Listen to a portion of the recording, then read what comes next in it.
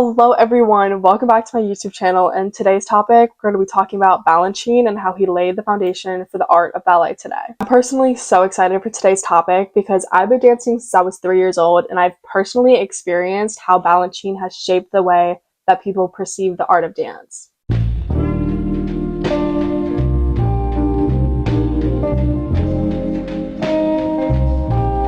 Okay, let's start from the beginning. Balanchine was born January 22nd, 1904 in St. Petersburg, Russia. His father, Melton Balanchine, was an opera singer and a composer. Balanchine started to play the piano at age 5 with his father and continued his playing after his graduation in 1921 from the St. Petersburg Academy in Russia.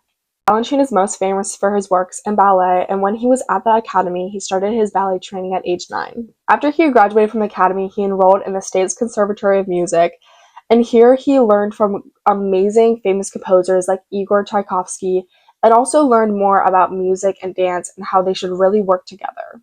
Balanchine made his first debut on stage with the Mariinsky Theater Ballet Company as Cupid at the age of 10, and later became a corps de ballet member at the age of 17. Balanchine had so many great opportunities that people in his time didn't get to have. For example, he was invited to be a part of Sergei Dalavinsky's Ballet Russes in Paris and later accepted into his company. As a professional dancer, Balanchine suffered a knee injury, so he served as a ballet master with the Ballet Russes. Balanchine traveled all around Europe, choreographing for the Royal Danish Ballet and even making movies. Eventually, he returned to Paris and formed his own ballet company, Les Ballets, in 1933. During this time, Balanchine collaborated with many leading artists and composers. Including Darius Milhaud and Henri Sauget. Balanchine was one of the first ballet masters to bring in leading artists into their company to perform for them. King Kirstein had a dream of establishing a ballet company in America that would rival other companies in Europe. So he asked Balanchine to relocate to America to be his choreographer. And so one of the most famous companies in all of America was made, the School of American Ballet. Balanchine and Kirstein collaborated again and formed another company, Ballet Society. Morton Baum, who was one of the chairmen for the city center's finance committees, saw one of the ballet's works and was so impressed that he invited them to be a part of the municipal complex, which had the New York City Drama and Opera companies. So the New York City Ballet had a home at last, and where Balanchine, till his death, served as their artistic director. All throughout Balanchine's life, he created 465 works, which is the most any choreographer has ever created. He also choreographed many musical comedies and opera ballets. He made sure his company was perfect and even toured with his company to many videotapings. The New York City worked with the PBS series Live from the Lincoln Center, which premiered the ballet Coppelia, live from the stage of the New York City State Theater. Later, the company worked with the PBS series again, performing Balanchine's A Midsummer Night's Dream.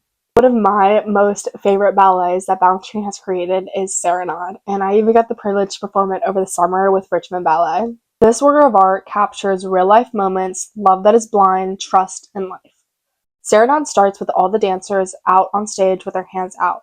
This moment was created when Balanchine went outside and shaded his face from the sun with his hands. Balanchine used this movement to start the show to create a powerful moment. What really made Balanchine stand out against all the other composers and choreographers was he used unconventional ideas. He used moments from real life and incorporated them into his ballet to create real-life art on stage. An example of Balanchine using an unconventional idea is in Serenade. In Serenade, you see all the dancers still on stage and then one woman running out from the curtain. And this is because that woman was actually late to their rehearsal and ran into the studio when Balanchine was choreographing Serenade. And so he just used that and put that straight into his choreography. Balanchine had a vision when it came to his works. He knew exactly what he wanted, from the dancers' hair to their makeup to the costumes to the sets. And in Serenade, the costumes are very simple. They're a long, flowy blue dress that add movement to the stage when the dancers are still and makes the dancers look ethereal when they are moving.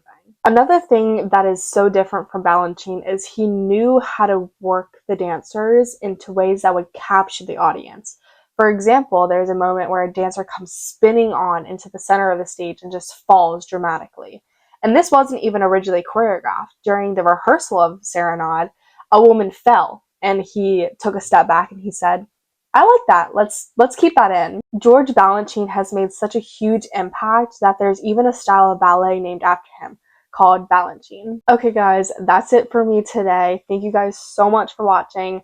Tune in next week for my episode on Boston Ballet, and remember to stay positive.